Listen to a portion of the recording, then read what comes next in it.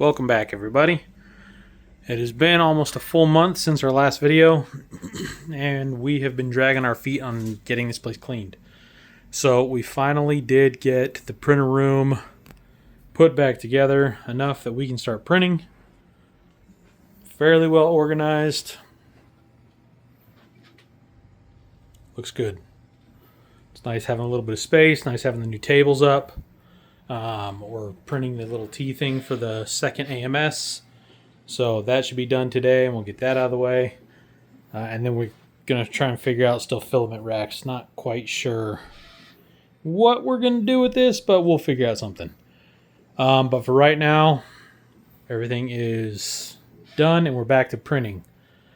We've been having some issues, again, with the Prusas.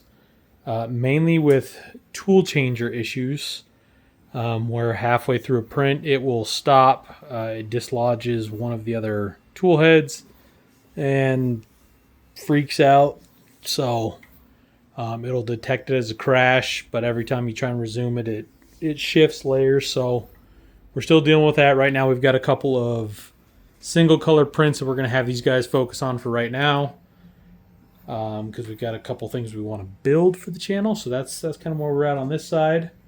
Snapmaker, we haven't done much with that. We haven't done much with X1 outside of my wife doing a couple of little projects, so it'll be nice getting everything back up and printing. Honestly, my wife's been using these a lot more than I have. One thing that we can both say about these printers is we are absolutely loving these build plates.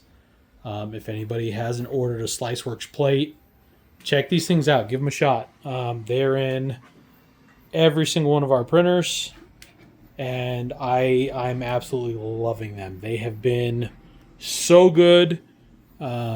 Just the right amount of tackiness to it where it holds everything that we throw at it. Even switching between PLA and PETG. We're not washing the build plates. These things are just sticking. So that has been awesome.